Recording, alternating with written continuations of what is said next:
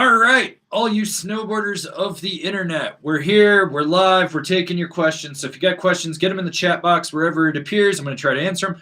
Super chats, get a spin of the wheel. Still not giving away snowboards yet. We'll make an announcement about that in the future. Let's see what else we got going on here.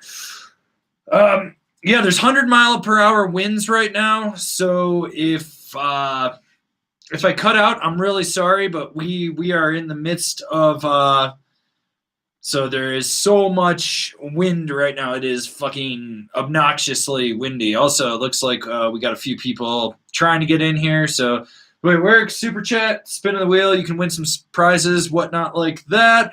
Let's see what else is going on. We got some voicemails from Jenny Trang and Slim Whitman for you guys to listen to because they called the Angry Line, which is, I don't know what I'm doing with that thing. And let's dive right into this because we got a super chat from Shaun Cody Weishart. Thanks for telling me my old board was crap, T to B. I've upgraded to the Outsiders. I'm loving it. Thanks for spreading the Stoke. I'm here. I'm trying to spread the Stoke. Let's give you a spin of the wheel, sir.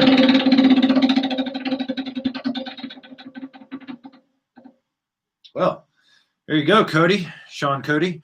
You won yourself a small sticker pack. So all you got to do is email me, info@angrysnowboarder.com, and give me your mailing address, and I can get that into the mail later today. So, or probably tomorrow, because I already went to the post office once today, and they are fucking troglodytes down there.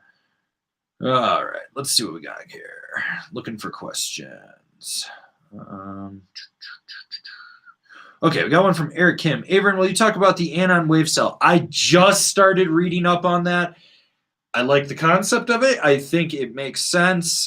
For those that don't know, wave cell is a new type of helmet technology for impacts that mimics the connections in the brain and how it, and the receptors and how it does. That's the loose thing. Like I said, I've barely read anything up on this. I need to read a little more in depth on that, but I like the idea that they're pushing helmet progression, so that's really cool. We got Andre Besta here. Just so you know, Andre, your t-shirt from the last live stream has been ordered. It will be coming from Lithuania probably in the next 10 to 28 days. So we got that. Let's see. Where else are we? Let's see. All right. Okay, I think that's kind of good where we're at on those. All right, so we got super chat from J-Raz. How does the Dynamo board compare to the Nidecker Tracer strictly for groomer carving? Not looking to jump, jib, switch, tree power, butter, just carve on groomers. It's more damp, so it's going to be noticeably more damp than that Tracer. It's not asymmetrical side cut, so you're going to have similar side cut, toe, and heel on that. So when you do lay over like the Tracer, you can get a deeper heel side carve than you can on the Dynamo. But like I said, so the Dynamo will be more damp. The camber profile is a little different. So the way it's set up, I found it a little bit more reactive than the Tracer. I think the Tracer is a better carver on a groomer overall, tenfold. The Dynamo is more like a well-rounded board you can go carve on. But the Dynamo is the sleeper hit of LibTech. So like once the word gets out on that, it's going to sell more. But if you're looking for carving, straight up, the Tracer wins. All right, let's give you a spin. Hopefully everyone's being safe out there. When we get up to 75 people, so we're about 7 away, I'll play the first Slim Whitman voicemail because they're fucking insane. So yeah, let's see. That wind is getting gnarly out there. So once again, I apologize if the wind takes me out, takes my internet connection out. It is crazy. Last night we were hitting like 100+ mile-an-hour winds. I woke up at 2 a.m. and canceled my reservation to Copper because I was like, I'm not dealing with this shit. So yeah. All right, so we got Aaron Taylor. Thoughts on the Never Summer Harpoon? I don't have any because I don't give a fuck about it. Fucking lame-ass piece of shit board. It's a turd. Okay, let's see. Where were we? All right. Adrian Delicates. Hey, Angry, any thoughts on pairing the Jones Mercury with a flagship? I was looking at now drives, but could get a great deal. And the Mercury's not worried about the high back. Just worried that the high back could be too soft. So I think it's the Mercury. is a combination of the O-Drive, and I think the Select is what it is. And then the Apollo is like the O-Drive high back. It's basically that. If you can get a good deal, though, on the Mercury for the flagship, go for it. That will totally work for you. All right. So, because as promised, voicemail from our resident crazy person, Slim Whitman. This came in at Sunday at 1:45 in the PM. Yes, hi. This message is for Angry Snowboarder, the Angry Snowboarder, Avran. It's Mr. Slim Whitman. Yes, I said Mr. because I have selected my pronouns. He's a man. He, him, his, they, them. I have all of these things. I'm so happy. But there is another, a he, him. I think it's a he that I have problems with. I have problems with him, and I need you to help me, Avran. Avran, you fucking asshole! Before you move to Henderson, there is an issue we have to deal with, and his name begins with an R. Okay, and it's crazy. Okay, I don't like this Randy person. Okay, Slim doesn't like Randy. Called me, I think. I'm not sure, but I think it was him. And I will tell you right now, Avon, I do not talk to truckers, okay? I was raised better than that. I do not buy their drugs. I do not climb in the back of their cabs with them anymore. I don't do these things. You need him to stop. And while we're on this note, okay, people that call into the show, I was hoping you could link me, okay, put me in contact with Jenny Train. That's a they, them that I should know. I think we have things we could do together. Fun things. I really like her contributions. I really love the show. And I'm still looking for what I can do with my stimulus package other than come to recognize you. Okay. Sometimes it makes me very sad when you're a fucking asshole to me. But I love you. Slim Whitman, everybody. That was Sundays. We have another one after that. I'll play that in a little bit. That came in at Tuesday at 7:15 at night. I'll play that one. But before we do that, Jack Ripper wants everyone to know that Satan loves you and spray skiers. All hail the altar of snowboarding.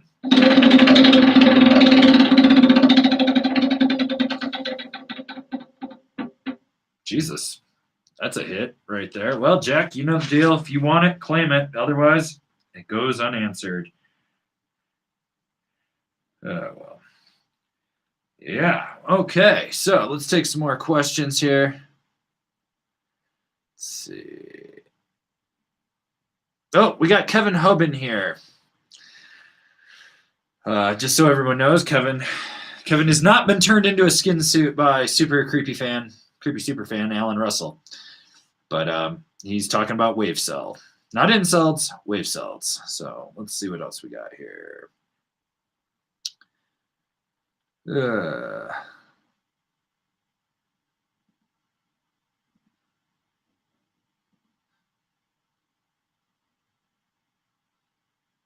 Okay, where were we? Let's see.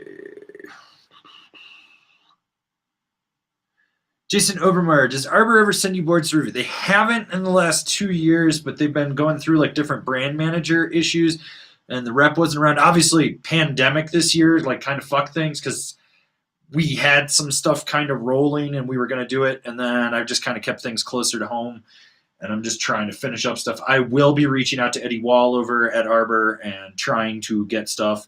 In about another week, I'm going to start reaching out for the 2022 stuff. So that's kind of where we're at on that. Patrick Elsner, I know the best boot is the one that fits your foot and fits your needs, but what type of flex should I look for in a all-mountain boot? Whatever is comfortable for you. I've got friends that literally ride the softest boots on earth for all-mountain use, and then there's people like me that ride the stiffest boot that they can find. It is all personal preference. Will Doyle with a PSA. Tuned into Slim Whitman's voicemail. You should definitely stay very far away from Henderson. Nothing but questionable decisions of morality and regret happen in Henderson, Nevada. I should know. I lived there once. Let's see. What do we got here?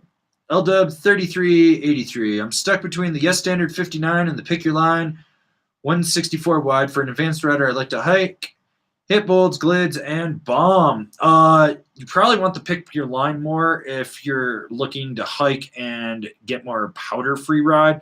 If you're looking for like a twin that's a little wider than the standard and you're going to ride more groomers, that's where that would stay in. So, all right.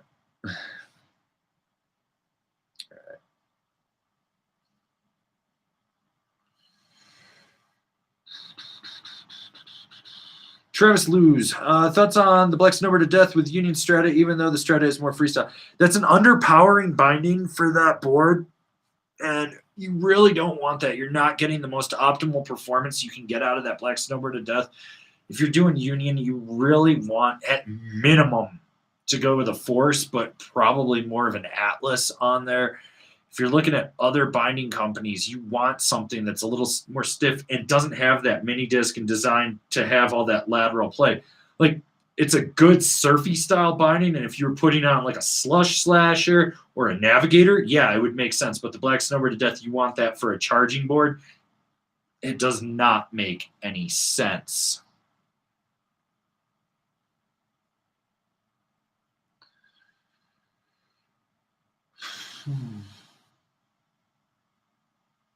All right.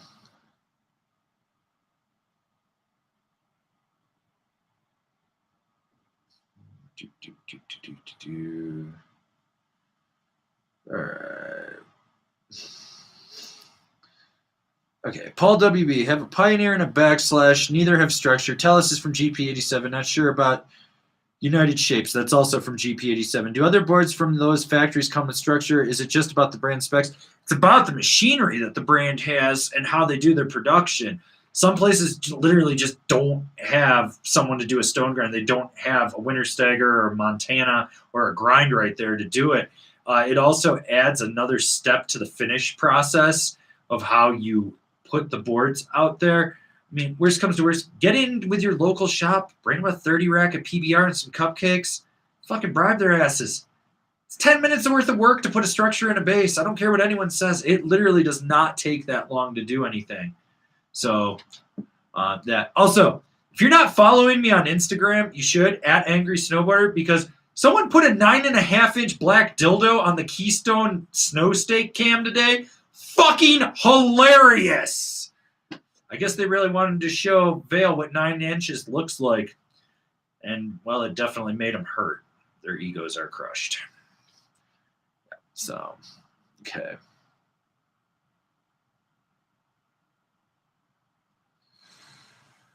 All right. Let's see. Oh, yes. And the Peace Park update from Copper. It's disappointing this year. It's sad. It's low tide, and for some reason they built really weird fucking features. Central Park is better. There's a volcano in it. A way more fun volcano to hit. Kind of disappointed in Peace Park. Hyping it for fucking 9 months and they failed me. All right. Let's see. What else we got going on here? Vanessa Tracy. I hate having to work during these. You made your fucking choices. You have to live with them. You moved to Montana.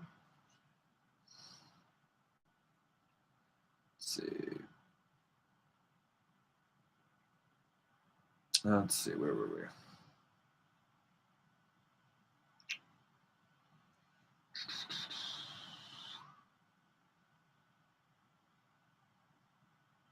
All right. Ooh, Undead. How's the new C3 Rider's Choice compared to the headspace now, especially on jumps? So I didn't get to hit really any jumps. I kind of had to get a little creative in the Terranium Park with it. I'd rather honestly hit a jump with the Rider's Choice C3 over the headspace. Like, they're both good boards, don't get me wrong, but if I had to choose one, it would be that Rider's Choice C3. That is what that board and how it should have always ridden, and it never has, and they just frigging absolutely dialed it in. The side cut rips. It's stable right where you want it, but you still got that looseness in the tips. It's one of those boards that when you do land, you know you're locked in on there. It's really designed as a jump board where the headspace is kind of like an all-around park board. So if you're like looking for all-around use, like 50% jibs, 50% jumps, then yes. But if you're looking at like 60+% more jumps and half pipe, just anything with transition and pop, and you're going to be in the air, that's where that Rider's Choice C3 really sticks out. Okay, so we got our boy Edward James Prula. Most pathetic thing you've seen a kook do on the mountain?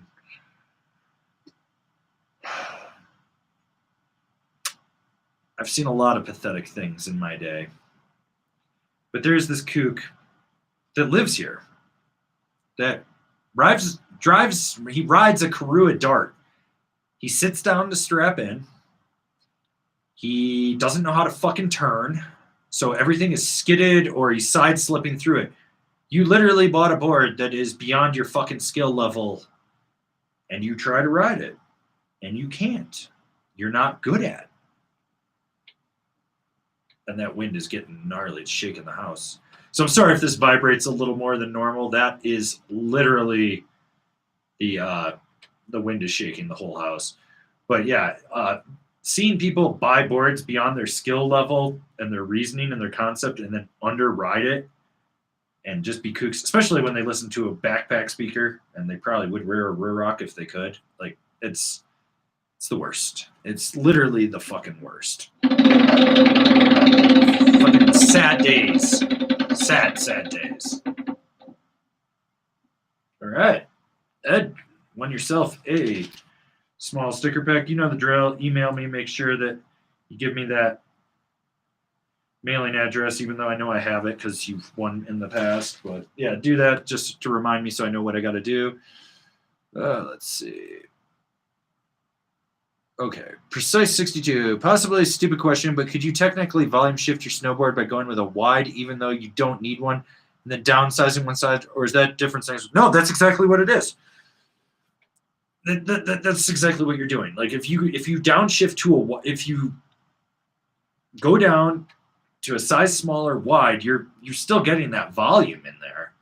The only thing that's going to come in is how that side cut reacts to that, and if it'll actually work with your smaller sized boot on there. But you got to think back in the day, guys like Kevin Jones, even Torstein still was doing it when he was competing. They would go down to like a 49 or a 150 when they normally ride like a 57, and they would go do that for X Games, so it would reduce the swing weight on it, and they would just go to a smaller size, and if they could get one that was wider, they would, and stiffer, and that's really what it was. So it's not dumb. You can definitely do it.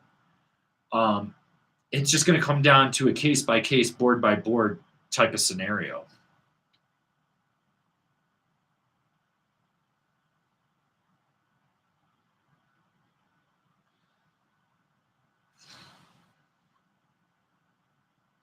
Why was I timed out for asking a serious question? You probably asked a dumb question. You got put in timeout. These things fucking happen.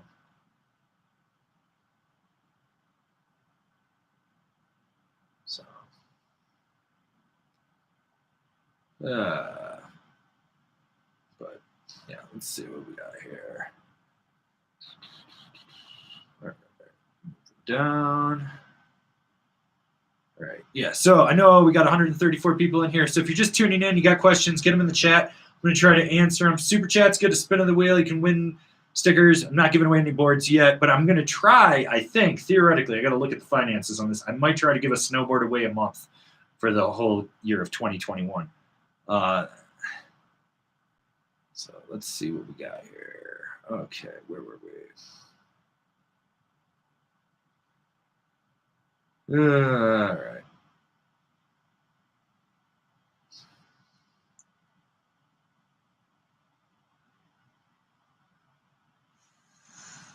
Okay, we got Carlos Enriquez. What's up, Avran? How's the snow on your end of Colorado? Thinking about going to Copper's Steamboat here in a week or two.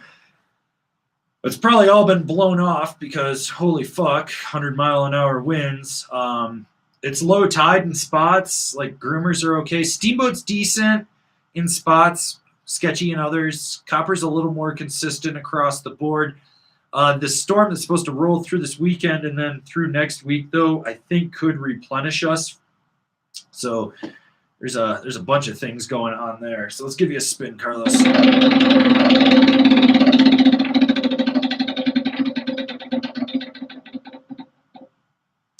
Pray to the altar of snowboarding, everyone. Pray to the altar of snowboarding.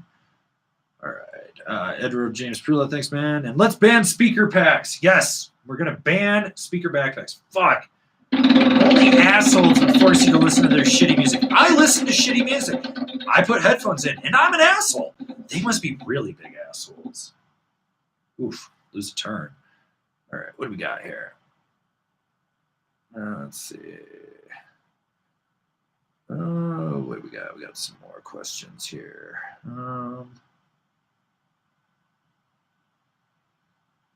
Timo Stroll's difference of this year's and last year's Union House. They changed the high back. I'm pretty sure they changed the strap on it.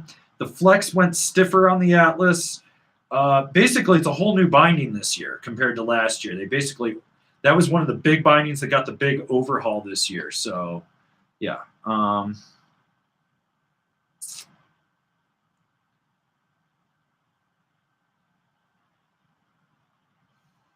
Southpaw Rob, any aftermarket liners I can throw into my shelves that are in great condition? Check out the Remind liners. I think they run about $129 to $200 in there.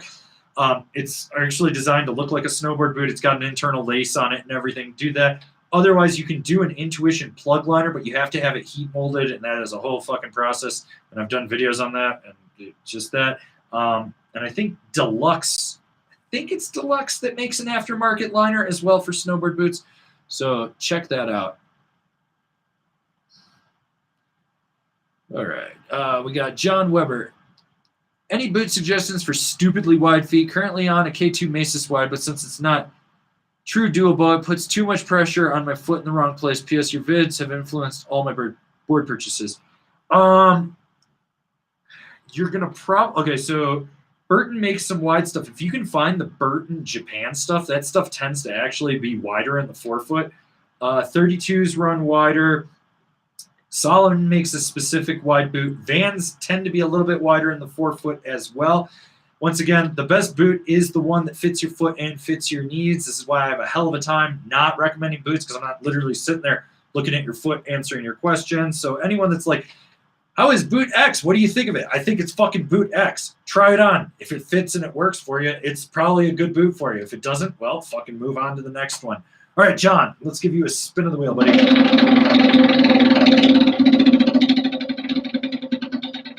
What do we got? Where are we at? Where are we at? Ooh, R.I.P. to L Stacker. R.I.P. All right. Howdy, it's David. What the fuck is that binding, dude? Did you really do this to troll me? Yeah.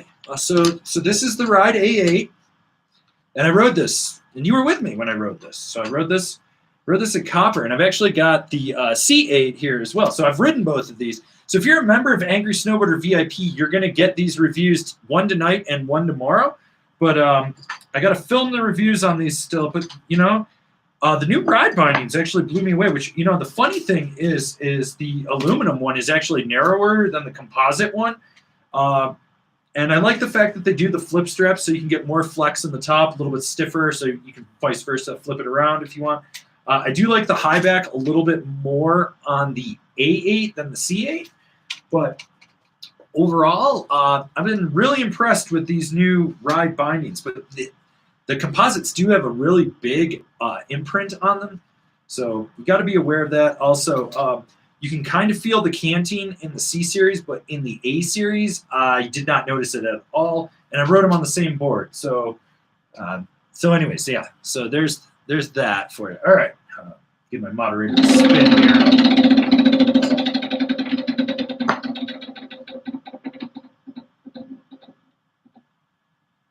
Ooh. David gets a small sticker pack. All right. Okay.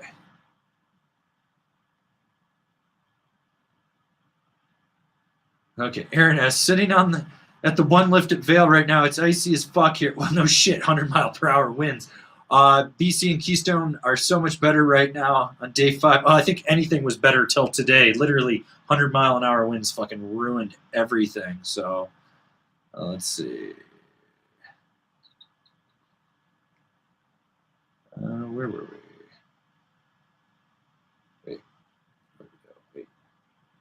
Why you retracting messages on me there, Pantera 13? Give you a spin.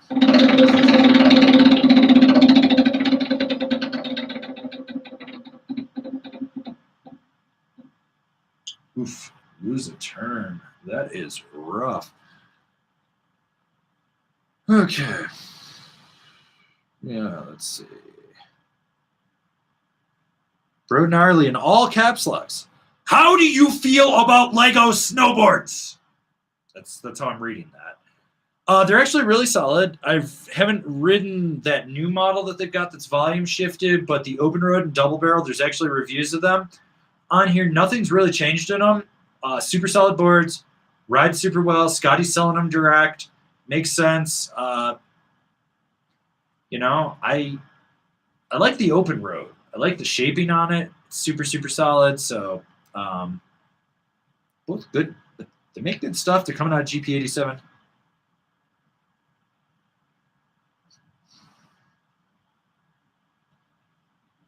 Let's see.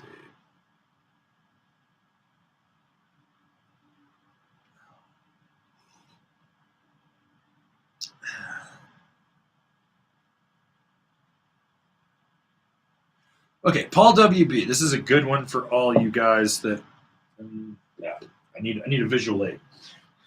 All right. So, let's see. Do I have a knife in here? No, I don't. Okay. So Paul WB asks, how do you shave down your Remind Medics? They're pretty good for me, but the arch could be a hair lower. So if you're just having pain through the arch right here, you're going to take a razor knife, and from the start of the arch, about midway down, you're going to cut a line all the way back to about where the heel pocket is. So you want to make sure, like right in here is where your heel is, to right in there. Then you're going to put it back in, stand on it, tighten the boot down like you normally would, and see. What that is a Hartzler notch, and that's going to allow that arch to compress just a little bit with that line in there, and that might be all you need. Now, if you need more, and there's actually a video in the Boot Fitting 101 about this, then what you do is you take your razor and you cut a second line below that first one, and you kind of loop it around until it connects back up to it from start to finish, and then you'll just rip that section of foam out, and that arch will slowly compress down a little bit more, and that should get you what you're looking for that optimal just compression. The other thing you can do, if you have a bench-mounted belt sander, this is Boot Fitting 201, but what you want to do, fire it up, take the guard off. You're going to put your hand, make sure you got a firm hold on the heel of this thing too. What you're going to do is take it, put it down right on it, and it's just going to shave the bottom of that off. Now that's going to drop the front down a little bit. Then what you're going to do is hold the toe like this, a little bit of weight. So you got your finger like this, just down, and you're going to end up grinding down just right through here a little bit, and that'll just sit you a little bit lower as well. If you don't have a belt sander, you could use a Dremel. That is a pain in the ass. You do not want to do that. It takes for fucking ever. But that should answer that question for you, Paul. All right.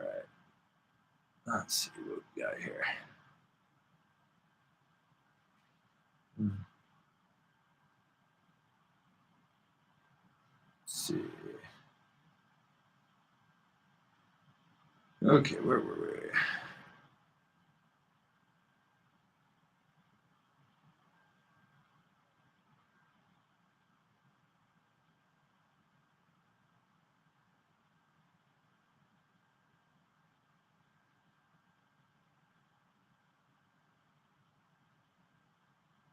This is not a legitimate question, Travis.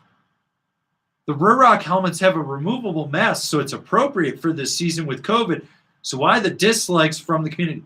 Fuck you. Fuck them. They're pieces of shit. Oh, just what I want is a fucking thing that has this much peripheral in it with a cheap piece of fucking plastic. Everyone's like, it's a full face. It's not a true full face. So many people have had them shatter in their face. They block your peripherals. You look like a fucking goon. Have you ever watched any of the dumb fucks that actually fucking ride in them? They can't see shit out of their peripheral. That's why they run into shit all the time. Top of the fact, oh, it's a full face. Yeah, it's a full face. There's nothing stopping that virus from going around. You're still breathing out the blowholes on that fucking piece of shit. Fuck. Why the fuck? No, they're fucking kooky as fuck. They need to go back to F1 where they fucking belong. Like, it's fucking straight garbage. That is not a legitimate question. You should go self-flagellate yourself there. That is you fucking awful. Go grab a cat of nine tails and repent for your sins. Awful. Awful. Horrible. All right, where were we? Okay. Undead with a PSA. Kneecap mogul skiers. Yes, always. Always kneecap skiers. Tanya Harding, them bitches. Just right up Nancy Kerrigan, like, right across the knee. Ooh. Nixon on Super Chat gets a spin, so let's find a question here. Okay, G Money. Can you recommend a board I can progress on jibs and butters with? Currently have a yes typo. Was thinking the Ride Kink Battalion Disaster or the Battalion Fun Kink. You're on a typo. How can you not butter and jib on that? It's not even that stiff. It literally isn't. I mean, if you're really lazy and you want super soft, here's my recommendation. Get a Battalion Wally. Just go get a Battalion Wally. Right there. It doesn't get softer than that. The kink would probably be too much board for you. That fun kink would probably be too much board for you. The disaster might work, but I have a strange feeling a Wally is what you want.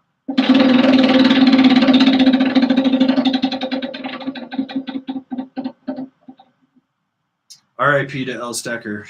R.I.P. Okay, where were we? All right, so we got X Pantera 13X. Hey, Avran, I might get a Libtech T-Rice horsepower 2015 in a very good condition, pretty much new. I would like to know your thoughts on that board. Cheers. Sorry, I messed up the previous message. It's 5 years old. Almost 6 at this. Actually, it's 6. It's technically 6 years old at this time. I don't like horsepower construction. I don't even really like the T-Rice model. It's a 6-year-old board. Like, it's out of my sight. It's fucking out of my mind. Just gone. If you want it and you can get a good deal, fucking buy it. That's where I'm at. I've never been impressed.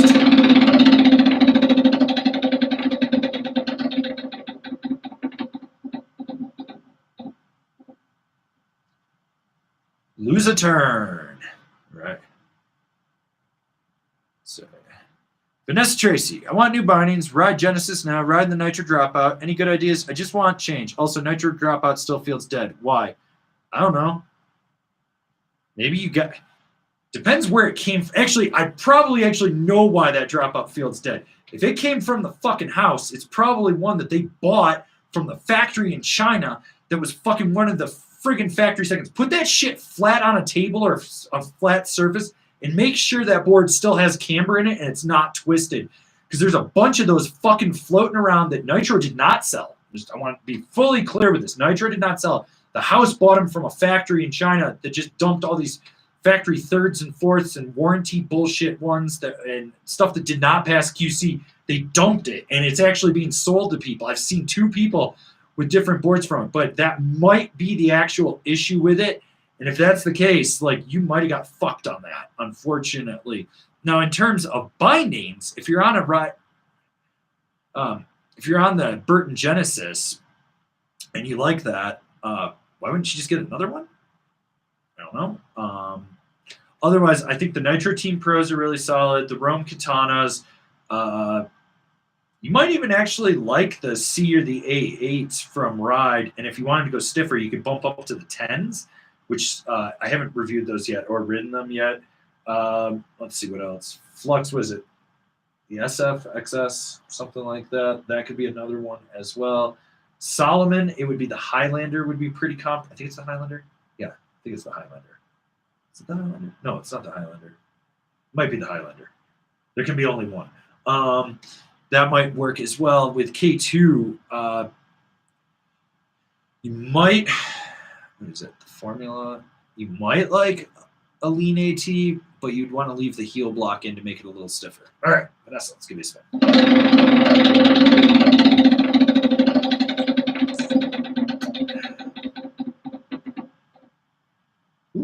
first spin again.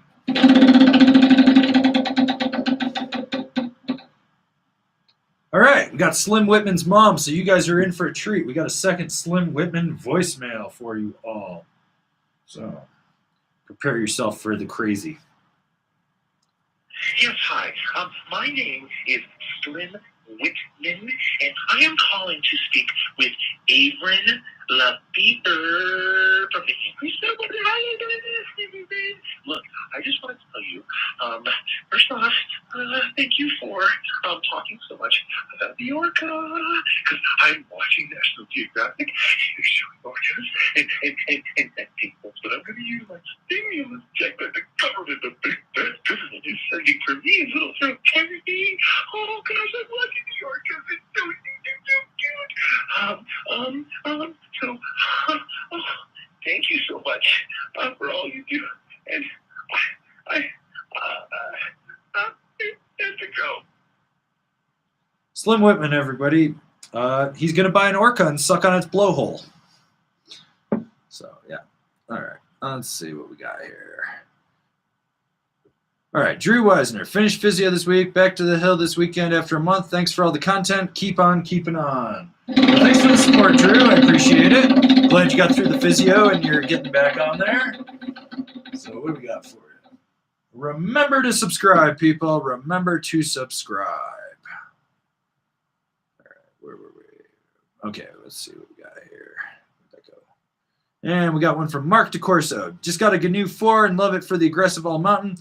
So much fun to ride if you're ready for an aggressive board, but it'll catch if you're last. Will all C3 rides similar? No, that's the flex pattern and the side cut on the 4.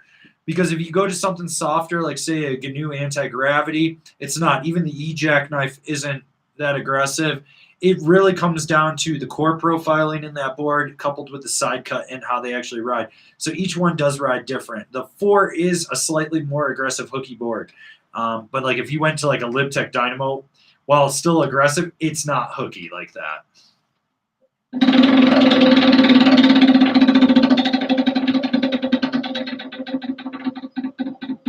What do we got? Where are we at? RIP to L Stacker's Adventures. River Dip! All right. Hendrik Weiss, Capita Simulator or DOA, what do you prefer? Well, the Simulator is an asymmetrical DOA. I like the Simulator a little bit more just because of the heel side cut on it, but they are both solid boards. Let's see. Where were we? There's some questions. Andreas, would it make sense to match boot and binding brands for a better fit? I use Nitro boots and have been looking at Rome Vices, but was intrigued by the Nitro team after seeing your top 5 video. Well, so basically, yes, a company designs their boots to work with their bindings. I mean, obviously, you can play mix and match whenever you want with that, but the big thing with it is they will pair better. They're designed to have the natural fit of the binding fit with the fit of the boot. So, you know, if it's got its natural forward lean of the boot, then typically the heel cup and the high back will match up closer to that, especially with like width and everything in there. And just so everyone knows, Nitro bindings, people sleep on them. They are super good bindings, like crazy good bindings. They just don't have the representation in North America that they should. They're solid. They're super, super solid. Let's see.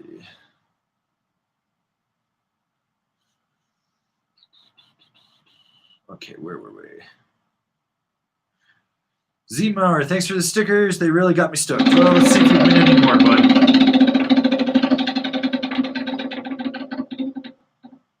Smash that like button, everybody. All right, let's see. All right. Oh, God, Slim Whitman's in the chat. We're scared. Stiff white man, everybody. Will Doyle, be honest. Does it say a call from Henderson Correctional Facility before his voicemails? No, it doesn't. It says Tijuana. It's just so fucking weird. All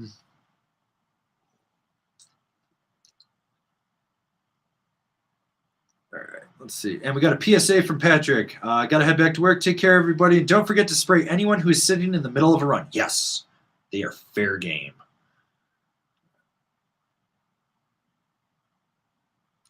Dylan Deschler, for a park all mountain setup, should I have the same amount of boot overhang on the heel and toe? Ideally, yes. You want to make sure that it's centered equally. Like, so you have just a little bit of toe and a little bit of heel. Like, you don't want to look like some of these dumb fucks I see in the lift line where they got like this much friggin' toe and like that much heel. Like, they're not centered. Also means that they're probably in too narrow of a board. But you ideally want to have just a little bit of overhang, toe, and heel. And you want it fully centered. So if you can't get it with your disc sideways, so like, you know, if they're like that, you might have to turn them like that, move it toe to heel just to get it centered, but you can definitely get there. All right.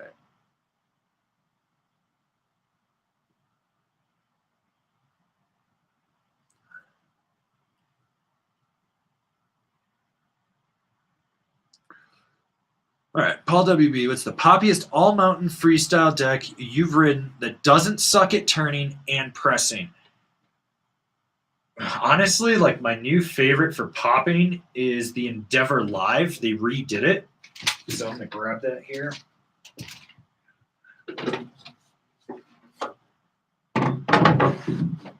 So they redid the Live. They basically made it a little stiffer, a little more reactive, a little more camber in there. It's crazy snappy, and it rails a turn like you fucking wouldn't believe on it.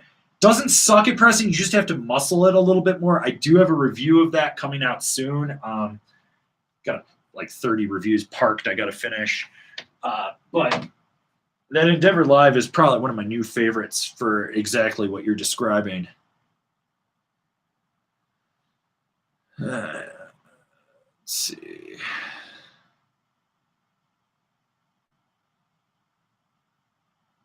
Let's see, where were we? All right. Looking for questions. Okay. Legendary Steve, is it me or is the amount of Jerry's at the slopes this season skyrocketing? I just keep spraying them. So a lot of it is, it's the pandemic is what's going on. So the people that would normally come didn't come, and the people that are here are the fucking absolute worst. They're the cheapest, most entitled ass clown people. Not all of them, but a lot of them are, and they're also the worst at fucking everything they do. And they're just like, but what it is like they're getting pumped, they're getting hit with Facebook ads, Instagram ads, targeted emails, shit like that to get here and or wherever they're going, because every resort's trying to get as much money as they can. And they're hitting people that you normally wouldn't see. Like the amount of fucking horrible drivers that I've had to deal with, and my moderator, Billy Ray Valentine, can attest to this, is proportional to the amount of shitty people that can't ride on the hill. It's like a direct proportion. If they can't drive in the mountains, they can't ride the mountain. That's just a given.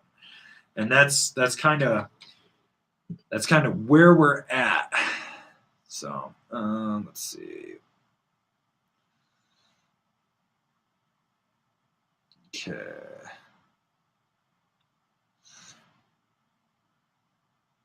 Okay, here we go. Jay Garrisick 07. Captain Mercury with the Rome DOD bindings. Good all mountain freestyle combo. Oh yeah, you're good. What I like about the DOD is it's got the full wrap heel cup in there. That's going to give you more lateral power when you drive it into a carve, which is also going to translate when you load the camber section of that board to get that thing to just get the pop that you want from it too as well. So I think you got a really solid combo right there. All right, let's see. Okay. All right. Oh God, Slim's getting out of control. We're gonna put him in timeout. All right. Slim's in timeout. Okay. Let's see. And that wind is getting gnarly out there. Okay, we got one from Kyle Chambers. All mountain for the wife, looking for something more forgiving. 90% Wisconsin riding. She thought my old K2 podium was too stiff aggressive. She thought my Rome artifact sucked on. Well, yeah, no wonder. Why are you putting a woman on a K2 podium? She probably doesn't even have the muscle for it, depending on what size it is. That board is fucking aggressive. And of course, the artifact sucked on ice. It's not good at it. In there. I would put her on the K2 cold shoulder. I think that's probably what you're looking for. Something like the K2 cold shoulder. You could do the Jones twin sister. Capita Equalizer. I think it's Equalizer. Yeah, the Equalizer. That's the one. You could do. What the hell is that one? Is it the Mystique? No, it's the one above the Mystique from Nitro. I can't think of the name of that as well.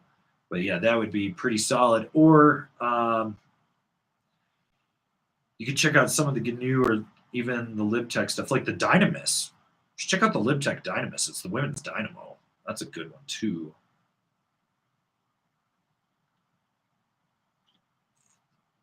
All right, let's see.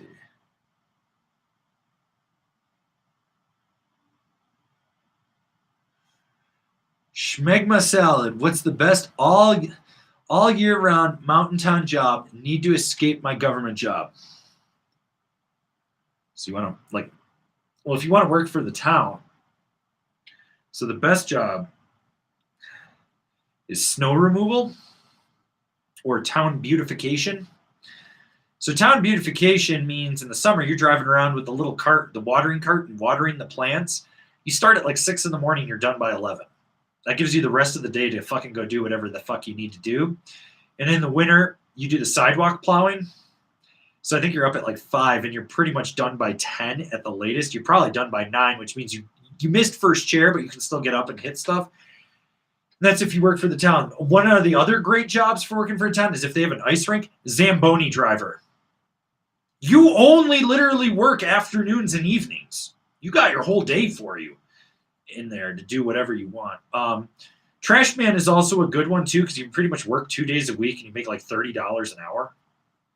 So, yeah. Ooh, I like this question from Jordan Lafont. Should parks have border cross tracks? Yes! Copper, they didn't do it this year, but on the way to the park, they actually would groom a whole mini border cross track to the park off one of the sides of the main runs, and you could just pump the whole thing and hit some bank turns. That shit's awesome. It's great. It builds up the ability for people to learn how to ride a bank turn and how to pump a berm. I'm not talking like full-blown X Games level shit. You can just do like beer league border cross because most people think that's the same thing. It's fine. Those things are great. Let's see, where were we? Got a bunch of questions I'm skipping here. Sorry. Trying to keep up with all you guys. All right, where were we?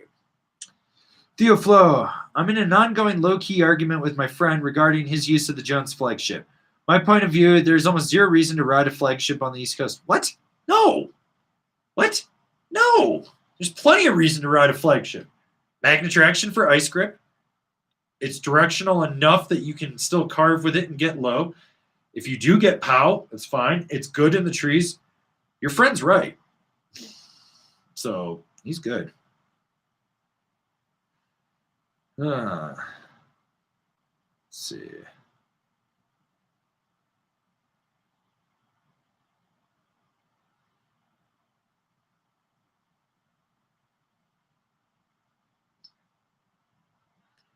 Mark DeCorso, does the GNU 4 ride like traditional camber? It doesn't ride like traditional camber.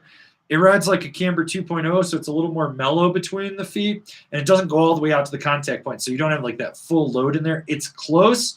Traditional camber is more aggressive and more hooky.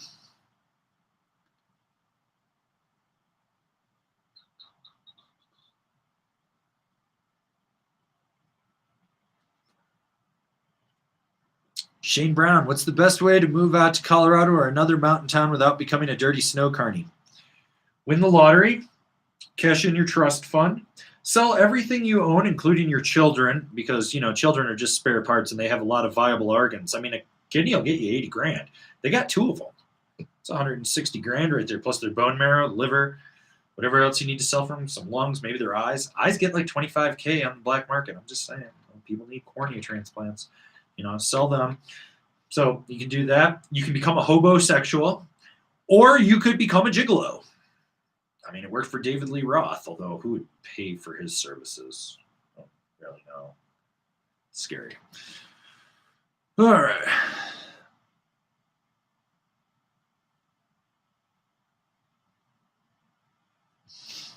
To be TT. What is Shaun White doing at the X Games? Is Superpipe relevant? Is the X Games relevant to snowboard? I think he's trying to prove to himself that he can still ride at the same level he did, even though he's getting older and he's got injuries and stuff. In my opinion, the X Games is not relevant to snowboarding. It's like this fucking spectacle that they wheel out, and everyone's like, oh, ABC, Wide World of Sports. And they watch it for like an hour, and they're like, yeah, I go snowboarding. No, you go to the mountain, you make 5 laps, you go have a beer, you have a burger, you sit around with your friends, you make 5 more laps, you have 2 more beers, you make 2 laps, then you crush another beer in the parking lot, and you go fucking home. Like, nothing wrong with that. That's great. I don't have a problem with that. But then you'd like, that's what you think snowboarding is. So.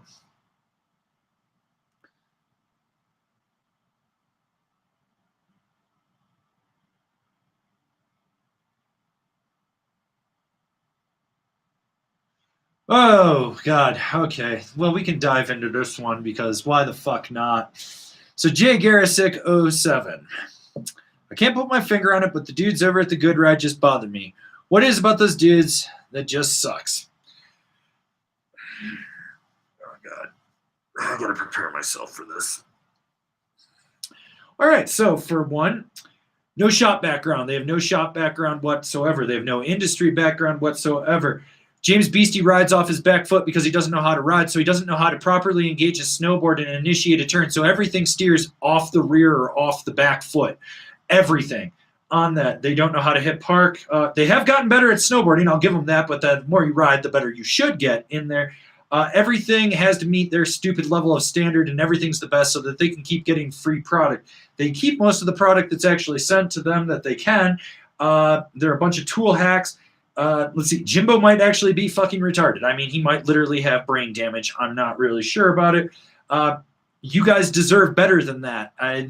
This goes to this fucking, I got into it with this dumbass on the website, so angrysnowboarder.com, but yeah, you'd love this. So the top 5 workhorse bindings video came out, and this guy, Brad Hawkins, he's like, no force Shredder Atlas, are you on crack? K2 fucking formula over these? What's with the union hate? And I was like, didn't realize this was Big Brad's big bad top 3 list of union bindings. Perhaps you should make your own list. Definitely was expecting a smart-ass comment from a dude who shits on all other reviewers and companies who he doesn't agree with. God forbid someone not agree with you. It's my fucking list, dude. You're not agreeing with me. You're pissed off that your shit's not on the list. There's a difference there. You're not. You want to know why there weren't any unions on that list, bud? Because I didn't think they deserved to be on that list, but I've got other lists coming, and there will be union bindings on there. Oh, my God. Fuck.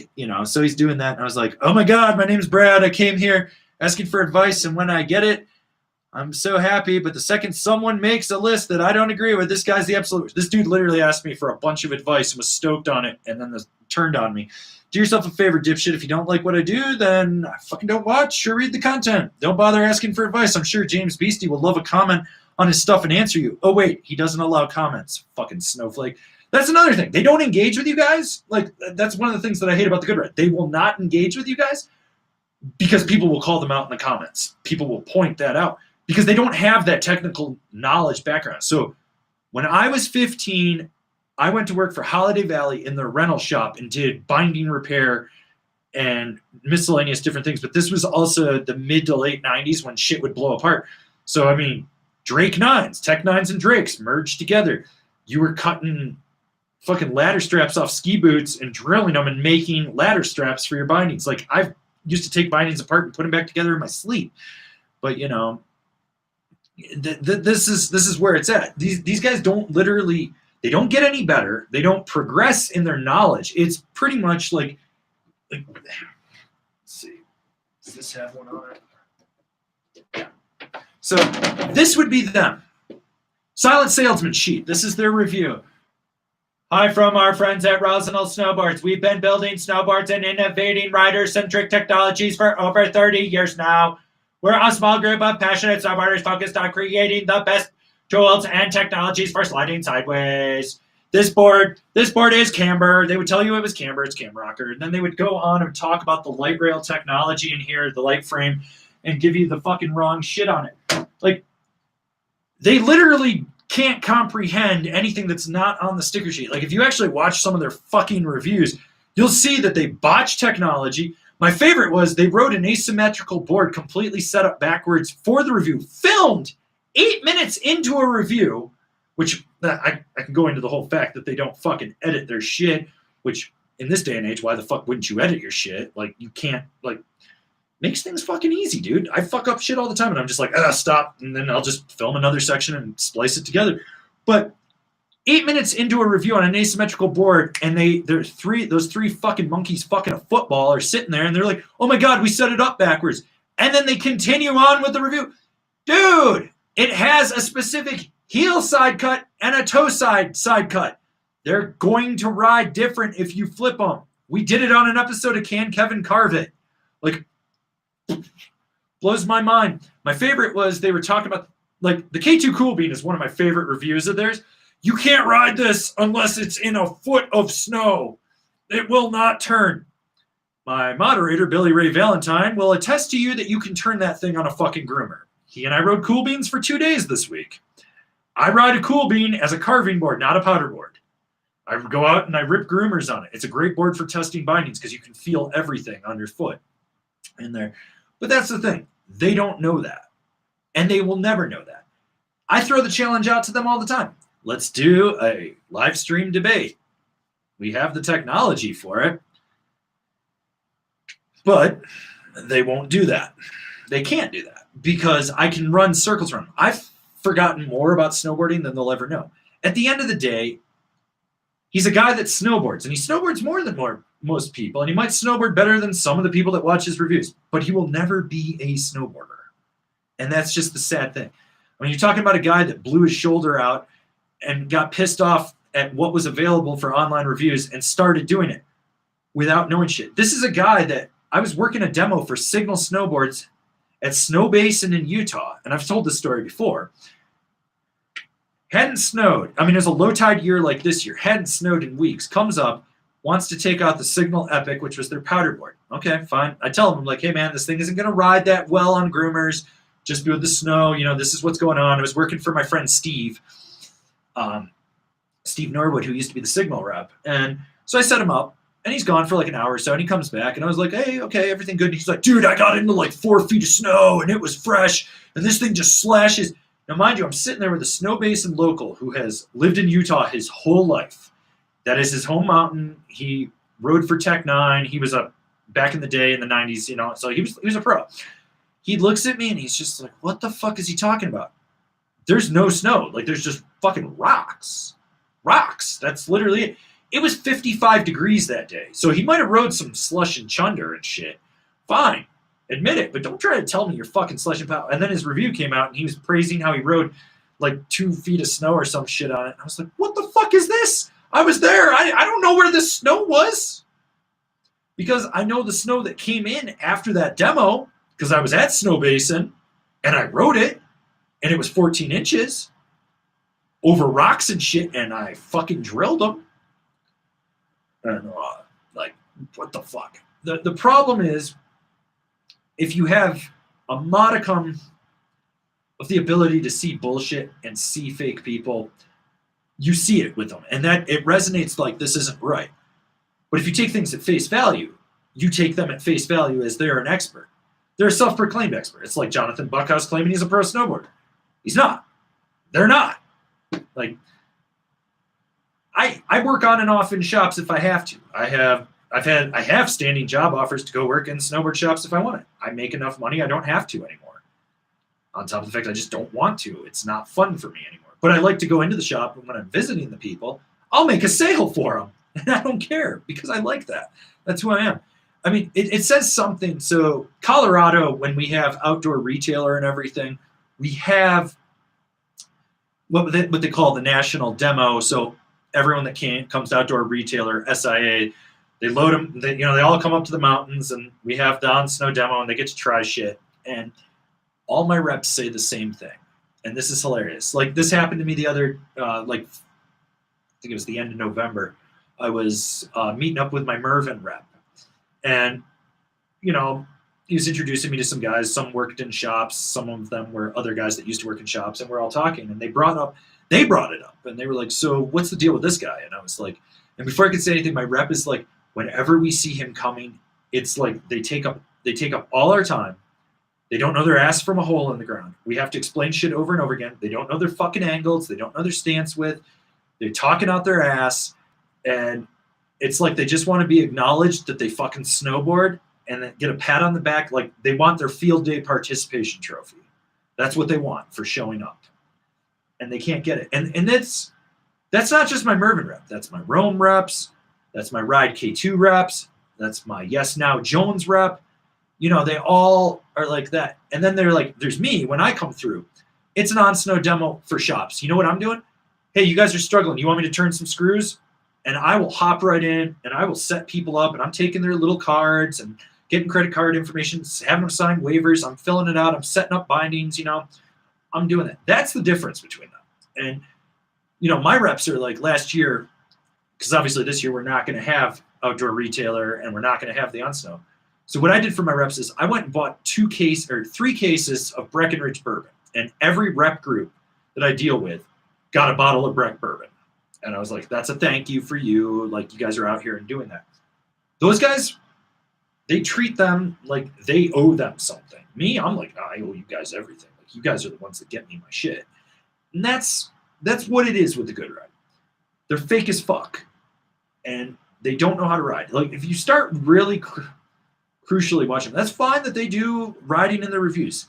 I refuse to ride with a fucking GoPro on a stick in my hand because it throws off how you ride. I don't care what anyone says. It throws off. Oh, you could get someone. I don't make enough money to pay someone literally to follow me around every day. I want to go up. I want to ride for 4 hours. I want to go home, take a nap, write the review, film the review, take a nap, eat dinner, edit the review, and then go to bed. That's what I want to do. That's what I do. These guys, it's like, you watch some of the reviews. They have reviews that are like 20 minutes long that they could have said everything that they said in 3 minutes. But they're over there fucking the goddamn football like a bunch of monkeys in heat. And that's what it is. It's sad. But you, all of you, the collective snowboarders of the internet, deserve better than that. And the other thing is like, if you look at their reviews, like, they'll carry forward stuff. They're still carrying forward reviews when they haven't updated it in like 7 years. I'm like, yo, that board changed like 5 times. It's built in like that was 3 factories ago. You know, they don't learn these things. They don't care about these things, and they don't care about you. At the end of the day, it's a numbers game for them, and it's how many fucking links can they put out for you to click so that they can get that commission regardless. Yeah, I have affiliate links. I'm not sitting here like, strapped up, yo, click the links down below. That's not it. The new reviews for 2022, there might be like a thing that says affiliate links down below, and I'm going to keep it small and in the corner, and that's it. The other thing is, now I want to touch on this point, how they do their video reviews. It's click play. They finally got a fucking microphone, which is good for some of it, but it's like, you literally watch the review, and when it comes to the end, he turns the thing off. He does it all in one giant ass long take, and it's like, and then he just uploads a raw video. Oh, it's a review, it's done. And you're like, I swear to God, he edits in fucking iMovie 3 or something like that. I'm expecting star wipes. So, yeah. Anyways, that was a rant, and I've definitely got questions that I need to answer from you guys. And well, I'll finish this off. They don't answer your guys' questions. You have to email them so that they control the narrative. I'll take your emails. I'll take your DMs. I'll take your Facebook messages. I take comments on the website. I take comments on YouTube. Go to their channel. Tell me if you can find a video that has comments still allowed on it. Now try to find a video on here that has comments disabled. I think there's only 2, and that's because they're just like, hey, this is what we're doing and this is it. And they're embedded for like Angry Snowboarder VIP or something like that. That's it. They don't care about you guys at the end of the day. And this goes back to them not working a shop. They've never had to stare someone in the eyes when they make a sale and know that they set that person up right so they wouldn't come back and bitch. I have years of doing that in shops that my sales track record is absolutely amazing, and they don't invest in themselves to do things better, and that's sad. Basically, they're the girl looking for a pumpkin spice latte in her Han Solo outfit. Okay. Anyways, let's take some more questions here. Okay. Eric Sluspus. Planning on returning trip to Breck in early February. How's the town looking on getting back to orange? We're actually in orange. We got a weird metric going on. We're somewhere between yellow and red, depending where you're going and stuff. But our numbers keep dropping, and we're getting more people tested. We've actually vaccinated the first level of people, and the state is telling us we can't go ahead and start vaccinating the next one until the rest of the state catches up. That's how proactive we actually are. We're doing better than Aspen because Aspen's just like fucking wah! So we're doing good. We're doing good. All right, let's see. Mark Bresson. Hi, Avran. I'm wondering if the Kapitakazu 151 is good for me. 7.5 boot, 130 pounds for powder, all mountain and popping when desired. Intermediate advanced rider. It's going to be stiff. I want you to understand that. That board is stiffer than people think. As long as you understand that you've got to bring the power when you drive that thing and you're going to give yourself a leg workout, I think that 51 is exactly what you're looking for. Just understand it is camber and powder, so you will probably get leg burn. Just to be prepared for that. So, yeah.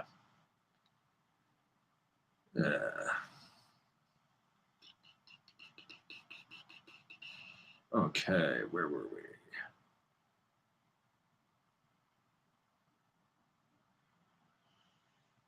we? All right, let's see. Where were we? Looking for some questions. I think I lost a few people in that rant. Okay. Well, anyways, we're up to 150 people. If you're just tuning in, you got questions, get them in the chat box. I'm going to try to answer them. Super chats, get a spin of the wheel. You can win sticker prizes today. And we're just going to kind of just keep going on that. I got some other stuff to talk about here in a little bit, but yeah. Okay, Serapha. Hey, Angry, heading out to Steamboat for the first time soon. Any specific things you recommend or avoid on the mountain? Stop into Powder Tools, say hi to Bernie, Curtis, and Carl, and everyone down there. It's a fucking amazing shop. I love Powder Tools, so you got to do that. Avoid the gondola. That's a goddamn death trap. Ride the trees if the snow is good. If the snow is not good, don't go on the trees. You'll probably die. Avoid the mogul runs. Spray skiers, and wear your sunscreen. Even if you got a mask and everything on in there, it's pretty fucking potent up there. Okay. Okay, so we got Ivan Drago. Beastie said the Dynamo is a dynamic flex. What the fuck does that mean?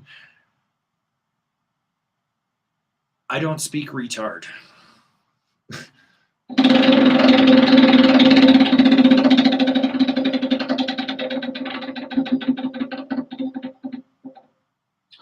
That middle finger pretty much sums up how I feel about Beastie. All right. Let's see.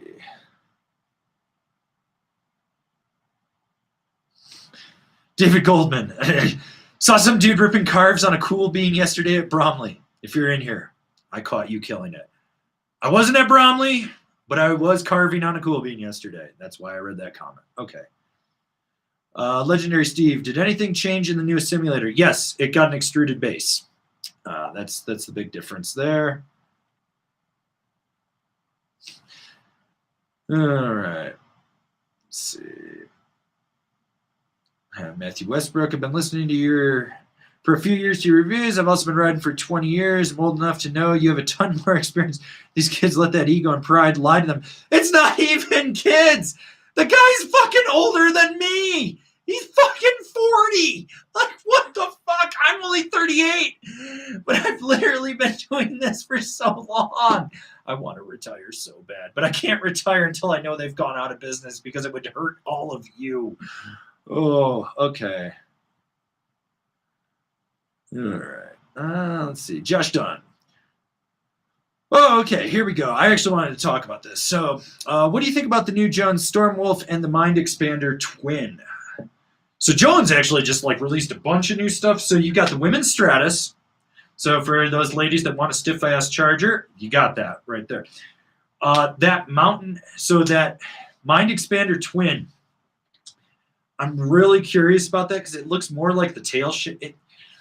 See, it doesn't look like the regular Mind Expander shape. It looks more like the tail off the Ultra Mind Expander, and then they just twinned it out.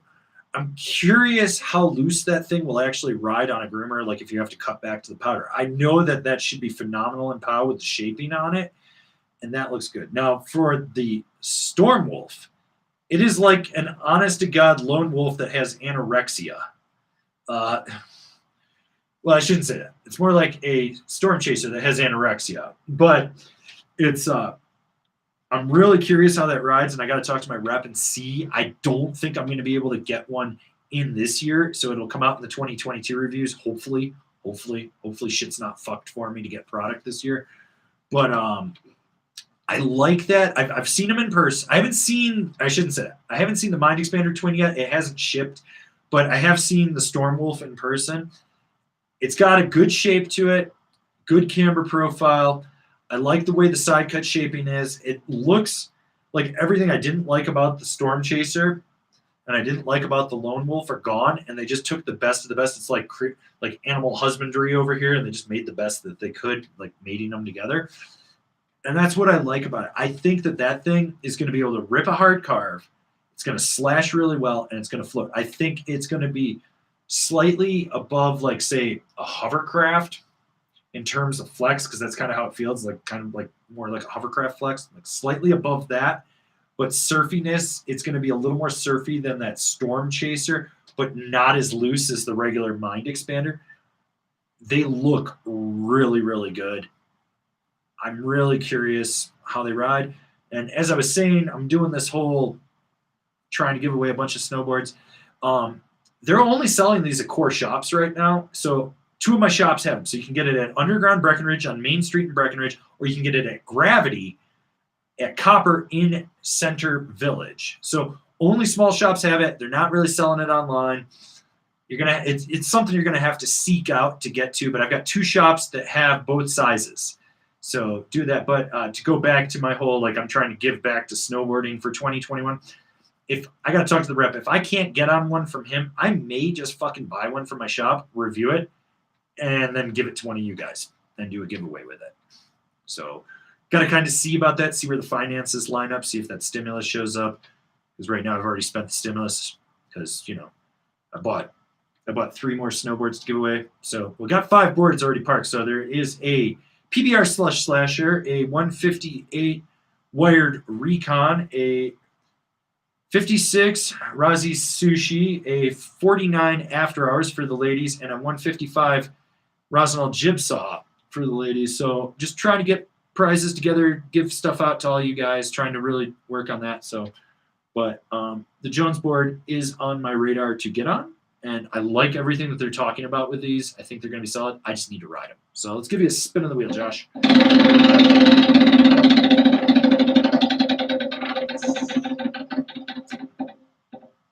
That is definitely not a prize. Not a prize. Okay, let's see.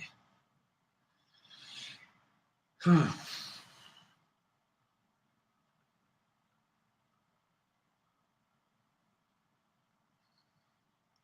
right.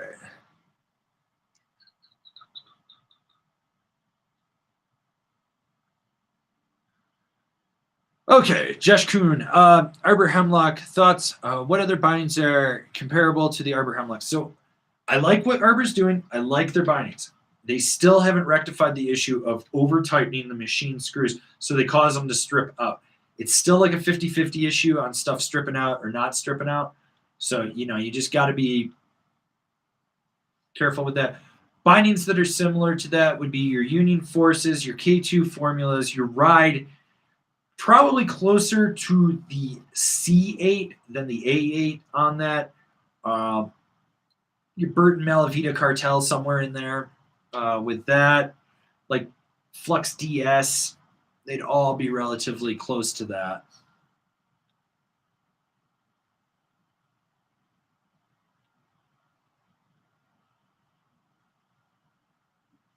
Okay, Shredhead Snowboarding. Shout out to Jim and Ted. What's up? Bad season here in North Idaho. Problems with my Nidecker escape since I had a base grind to repair minor wear, early season scars. It is now edge high and rides like crap. So if it's riding edge high, what you want to do is take it back to the shop and just tell them to do the edges.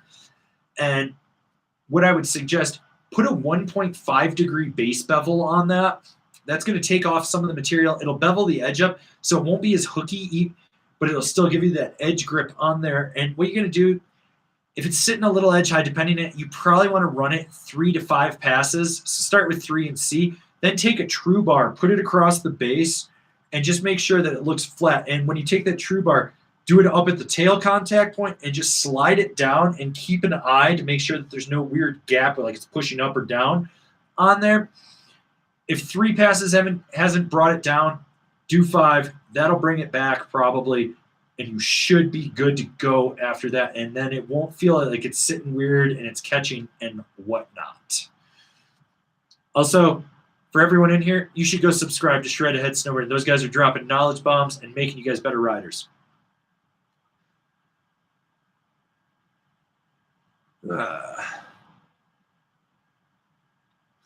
Okay, Tibby TT, do you think we'll see more limited edition board releases due to the pandemic and companies not wanting to carry dead stock? They actually are underproducing, and demand went way up, which is great because its sell-through is good. I think we will see more limited edition. I think that limited edition thing makes sense. I know I'm toying with doing the limited edition Angry Snowboarder Lumberjack from Marhar. Probably just going to – I'm not sure how many I'm going to do. I got to kind of talk with Nate and Josh over there and see. But I want to do something like that. So it's definitely happening out there. Okay, let's see.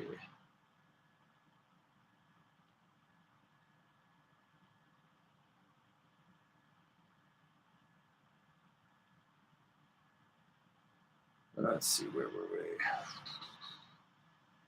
All right, so we got Michael Kulig. Sup, brother? Hope you had a good break. Much love, man. Well, let's give you a spin, Michael. It wasn't the best break, but I took one. I survived. I'm not dead.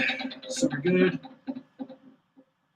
And remember, fire cures everything. All right, we got Rabies 25 for Crab Ragoons and finally putting out the top 100 reasons the good ride sucks. That's not even the top 100. That's just a normal rant.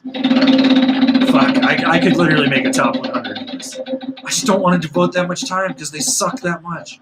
Fucking goddamn time vampires. Also, remember, wash your hands, wear your mask. Let's just keep this pandemic under control and keep these resorts open so our livelihoods can go ahead because I really don't want to go out of business and have to go back to work in the corporate world.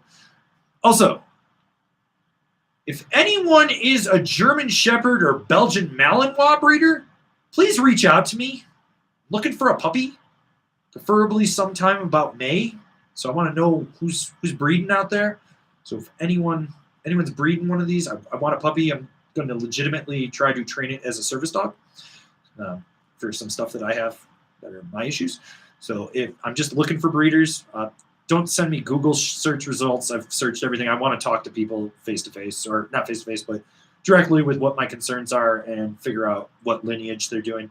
Because I'm thinking of going shots hunt with the German Shepherd and doing all the training and certification for it. So, yeah. So if anyone's a German Shepherd or Belgian Malinois breeder, reach out.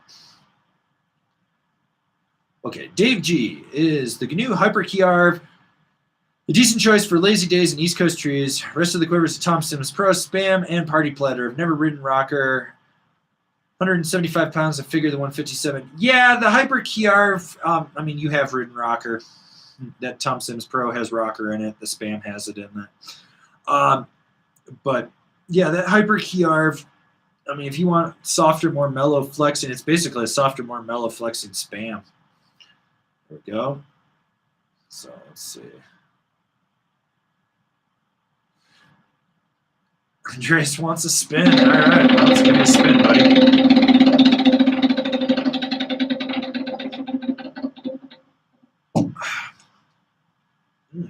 Smash the like button, people. Smash the like button. Okay. Okay, story 33. Our restaurants in Summit County takeout only. Last time I'll ask, should I get structure to put in my new party mod or just go rip it? Just go rip your board. We are Yellow Star certified, so restaurants you can sit in, make sure you schedule a reservation and tip the fucking waitresses and waiters. People are stiffing them on tips. Be grateful, be nice, but yes, the restaurants are open. Don't be pissy if they can't seat you and stuff, but if you can get reservations, do it. That's kind of where it is. If you don't feel comfortable sitting down to eat, get it to go. That's really where we are.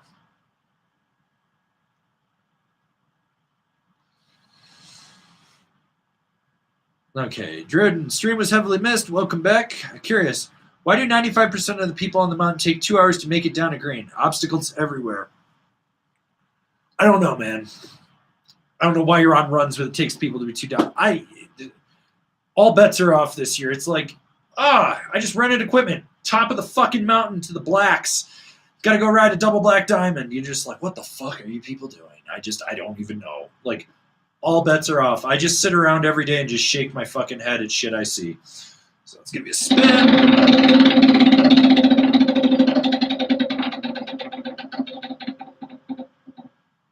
Ooh, next non-super chat gets a spin of the wheel. Let's find a good question here. We got...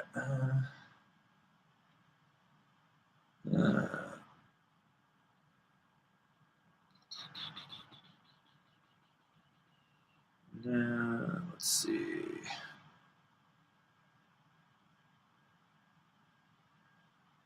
All right, we're going for Kung Fu Haggis here. All mountain freestyle, Evil Twin or Boss. The Evil Twin is stiffer and more stable, but personally, I think the Boss is the better one. It's got more pop to it. It's a little more reactive and lively. It's a better freestyle board that can handle all mountain. I'd personally rather have a Boss than an Evil Twin, even though we are on the current best version of the Evil Twin out of all the iterations that it is. And you, oh, sir, do get a spin of the wheel.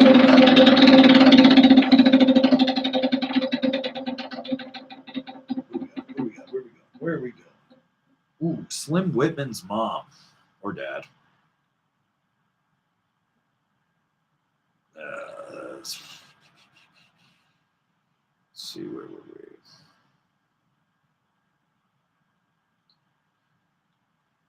All right, Adol, thanks for the 20 yes jackpot recommendation. The board is solid and makes it fun to learn freestyle riding. Stoked, you're stoked, bud. Let's give you a spin.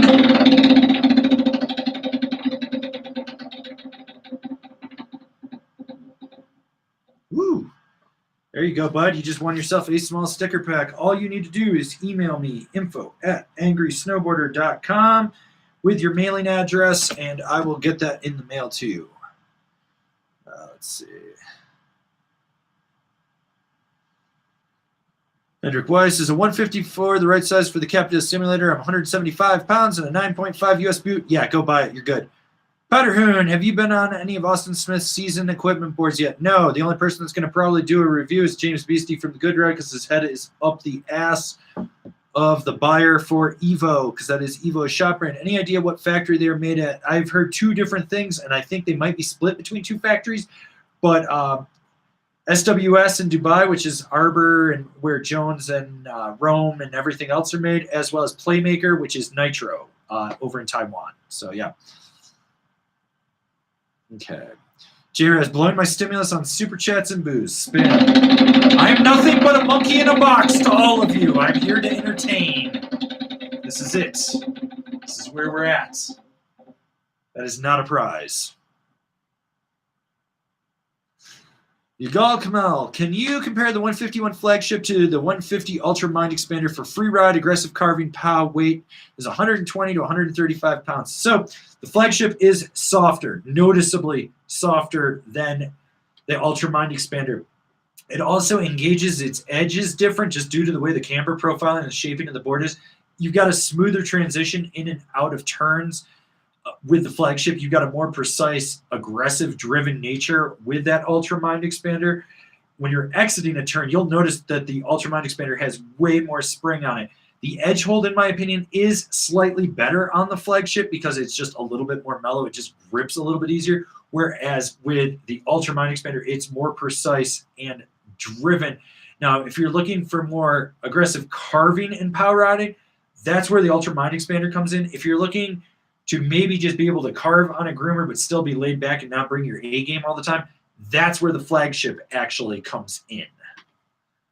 Okay, what do we got next?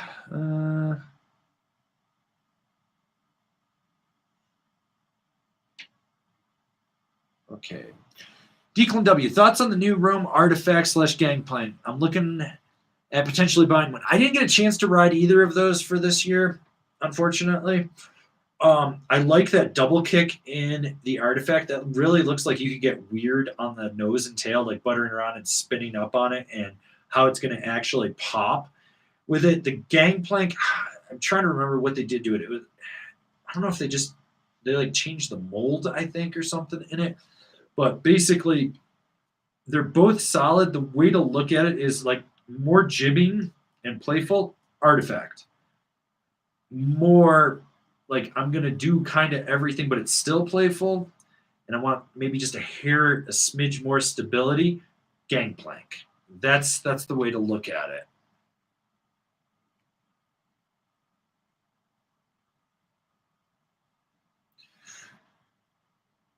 Matt Minium. Searching my local offer up and found an unused 2020 Arbor Crosscut camber for $200 and a slightly used Lib Orca for $400. Which would you grab? I'd grab that Orca, turn around and sell it for $5, take the money from that, and then go buy the Crosscut. You could make money off that Orca, depending what size it is. As long as it's not a 59, if it's like a 56, 53, pick that up for $400. It's not hammered to death, and it's got the graphic people want. You could turn around and flip that.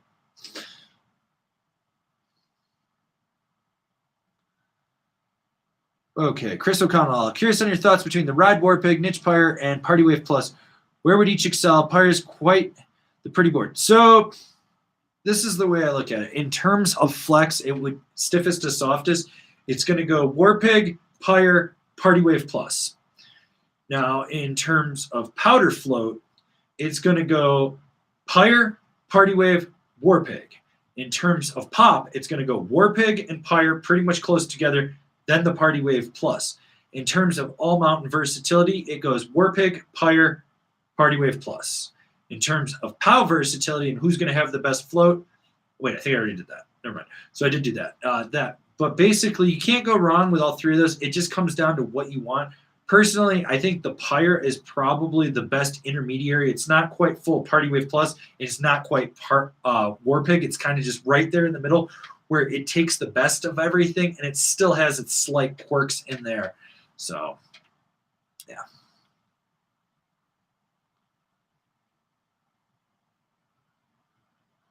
Oh, God. Don't do this.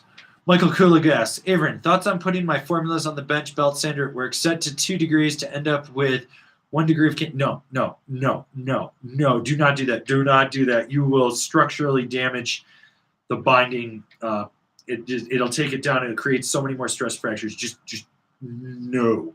You'd be better off trying to find some 3M foam, some like really dense 3M foam, canting that, peeling the back of it, slapping it on the binding, then cutting around, cut the holes out and put it on there. And then that way you would end up with the canting. That would be better. Do not belt sand your fucking bindings, please.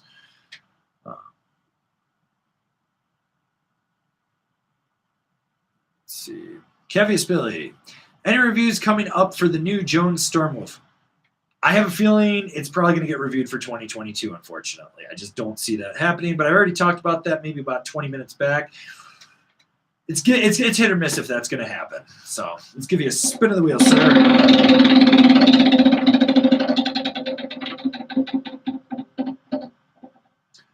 R.I.P. to L. Stacker.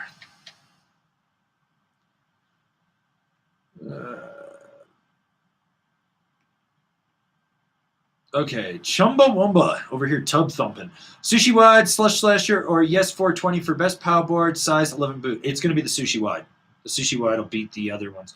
That 420 is good. Just make sure you don't get the powder hull, but I think the sushi beats it out. The slush slasher, that's really what it is. It's a slush slasher. Yeah, you can ride POW with it, but you start to learn its limitations over time.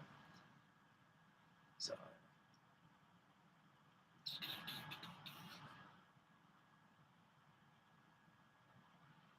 D-Miz, would a Yes Hybrid be a viable, stable enough choice for East Coast resorts? It depends on how rutted the terrain is. That board is a little lively and reactive. I mean, if you're going up to Smuggler's Crotch and you're going to go try to ride mobiles, I probably wouldn't do it. That thing's going to get bucked around. But, you know, you're getting in the trees, and maybe you're like in Stowe or Killington, or maybe you're in the Mid-Atlantic somewhere, you'll probably be fine. That wind is getting gnarly again. Okay, let's see. I feel like I'm missing some questions here. So if I missed your question, try to get it back in the chat box. I know I missed a bunch here. I'm scrolling. I'm looking for it. Got 150 plus of you guys in here. I just want to answer your questions. Super chats, get a spin of the wheel. I'm going to try to stick around for a little bit longer, but I do have to meet someone in about an hour. In about an hour. So I got to meet someone and drop off a carpet shampooer to them. So, yeah. All right, let's see.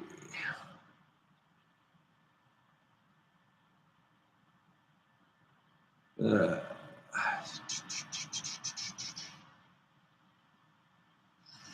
see. I feel like I'm missing some questions here. Okay, Emil B.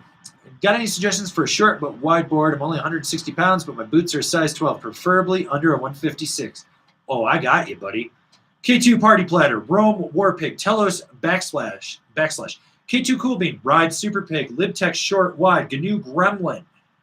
What else am I missing here? Oh, Nidecker Mosquito while we're at it. You could do the Rosnell Sushi. You could do the Rosnell Sashimi. Let's see, what else we got going on here? You could do the Nitro Squash, the Nitro Fin Twin, the Nitro Pow. Well, the Squash might be a little questionable. Let's see, what else we got going on? I know I'm missing some. The Marhar Lumberjack, the Marhar Lumberjack X, the Marhar Woodsman, the Marhar Sasquatch. Although the Sasquatch, I think the smallest size is a 57, so it's 1 centimeter longer than you want. And I think that's going to give you a bunch of options there, Emil.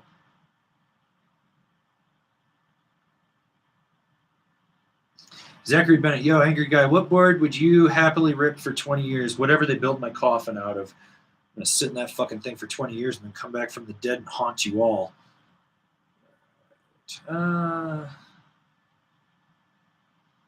Steve Clements, yo, angry. I'm 6'2", 240 pounds, bought a 2021 Battalion nominee, thinking about getting Burton to Cartelex bindings. Good board for me, good bindings for it, mostly love to carve. Thank you. Yeah, the Cartelex, since you mostly love to carve, that would be solid. I think you're on the right track right there since you got it. You're good to go. Tires, how do you get up Steamboat without the gondola? Christie only goes halfway up. You take the Christie chair up, you get off, you strap in, you take the cat track all the way over to Thunderhead. Thunderhead pops you out at the very top.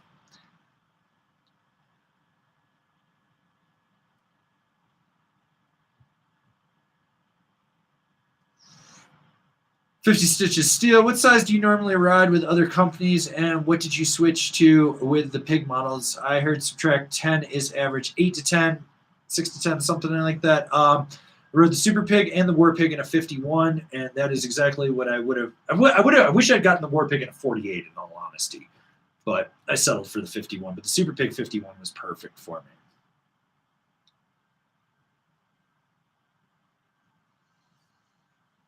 me. All right, let's see. We got some questions down here.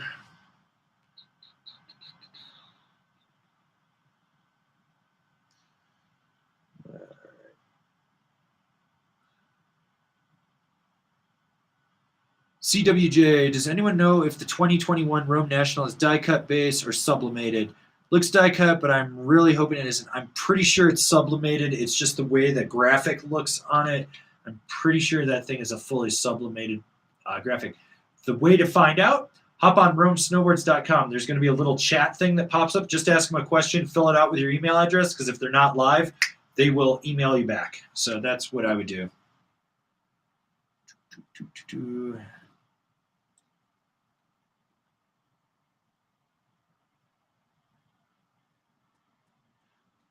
Eric Milley, second year snowboarding, riding the Yes Basic 158 wide. Got a recommendation for something slightly less lively. Riding in New England, and my feet are burning on the icy stuff. Size 11 boots.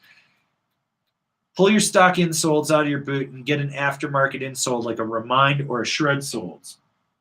Let me show you.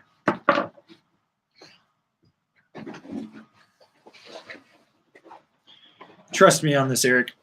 Pull out your stock insole. Get something like this, replace it, trim it to fit, put it in there. That is going to suck up those micro vibrations. I'm also going to bet you're probably in a boot that's slightly too big for you. But if you do that, that's going to save your feet on there, because otherwise you're on the right board for what you need to do. You don't need to swap out boards. $30 fix. A lot cheaper than buying a $400+ board. So, okay.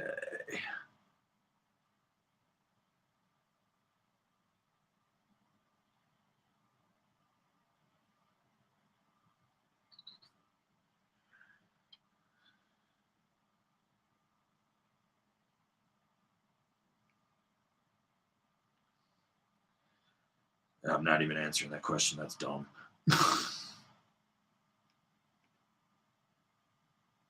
Jesus, that wind is getting gnarly.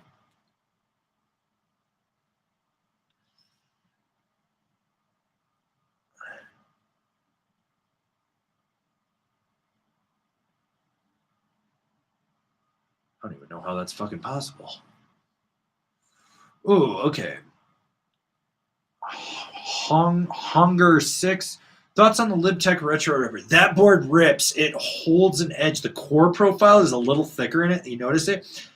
When you get that thing on edge, it locks in and it just plows through everything in its path. It's super stable, super fun. Good board. I do have a review of that coming out. Trying to get everything fucking edited. I'm just not finding time right now. So.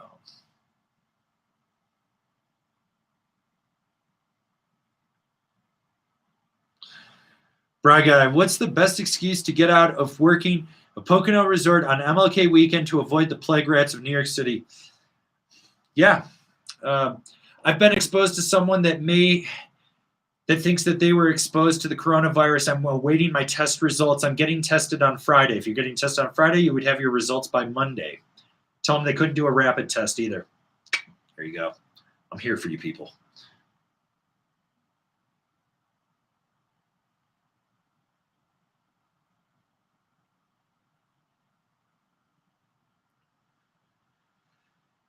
Johnny Muir, Edelman, Kuro, what's their best board, and would you ever try posi angles? I think the best board is dependent on the rider more than anything. So that's it. I really like the Tranny Finder, but I still have an auto I need to ride and a dart. Those are the first 3 that I'm going to try to ride from them. And would I ever try posi angles? I have ridden posi angles. My hips don't like it. That's just me. This is going to get creepy. From Cavia Spilly to Kevin Hub. What kind of lotion do you use? Kevin even answers. Alita MD. I take care of my shit, yo. Kevin, don't encourage him.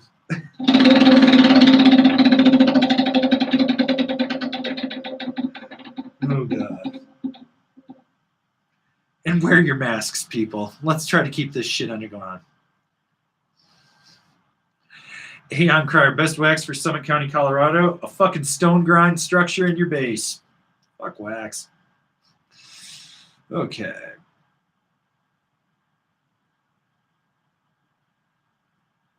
Will Doyle, have you checked out the Torment mag for this year? Just got it in the mail today. Super stoked to check it out. I haven't.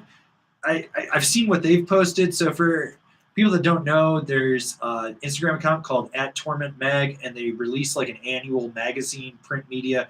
It's really good. They do really good interviews. They're just a really good publication. So if you want to follow them, definitely check that out. I highly recommend that. They're right up there with like Curator Publishing as well, or the Snowboarders Journal, those types of things. So definitely check them out. Okay. Lac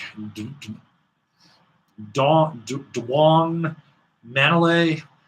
Lac Dwong Man. Lackadaisical manila envelope. Recommended board for someone learning how to butter and jib, the sub 350. Yeah. Go pick up a last year Rosnell jib saw. They're always on sale. You can usually get them for $289. Trust me on that. That's like, you're going to save money. Like, seriously, you can even probably find a 2-year-old one for like $225. Go do it. Run that fucker into the ground.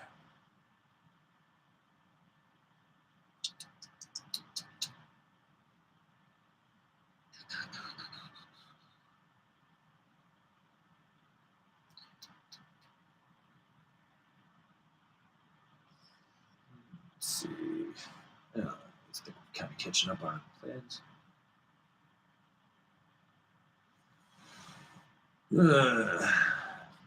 Okay. Well, anyways, think we're getting most everyone's questions. We're kind of slowing down. So if you got final questions, let's get them in here.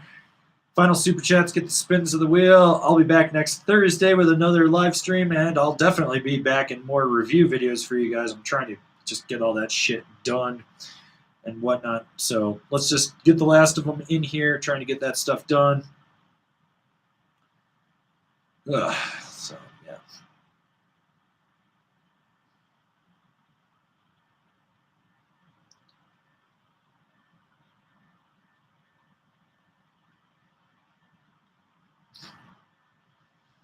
Ugh.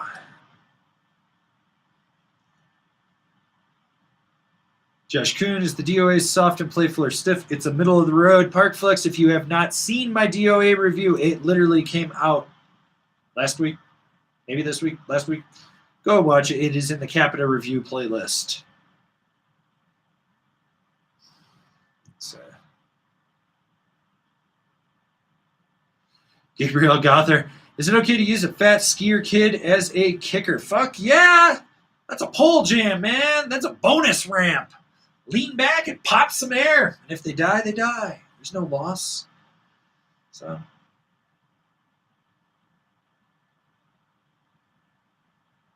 All right.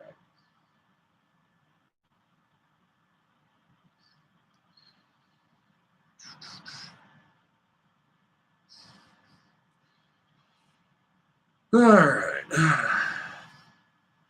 right. Let's see.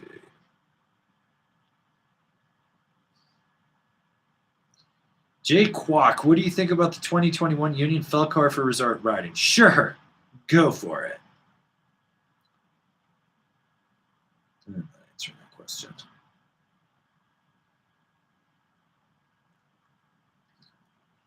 Jesus, you guys are getting a little spammy. I'm not down with that. So anyways, all right, so I've been here an hour and 41 minutes. I'm just going to call it. I'm tired. I got to drink some water, eat some food, get a hold of my friend to go pick up this carpet shampooer, get that done. So thank you for tuning in. And remember, if you're new here, to please subscribe, click the bell, get those notifications. That way you're not missing any of the videos we got coming out for all you snowboarders of the internet. Remember, if you are going to a mountain town, tip your wait staff, be polite, wear your mask, follow the local rules, so that way we can keep the resorts open. If you really want to support us over here, swing on over to Angry Snowboarder VIP. I drop reviews a little bit early. Sometimes there's behind-the-scenes content, and it allows you to bypass the personal shopper on angrysnowboarderstore.com. That way you can just go right to me because you're a monthly subscriber of VIP, and I'll answer your questions there directly. Anyways, thanks for tuning in, guys. I'll see you next week for another live stream, and there will be more videos dropping. You guys stay classy, stay safe, stay sane, and I'll see you soon.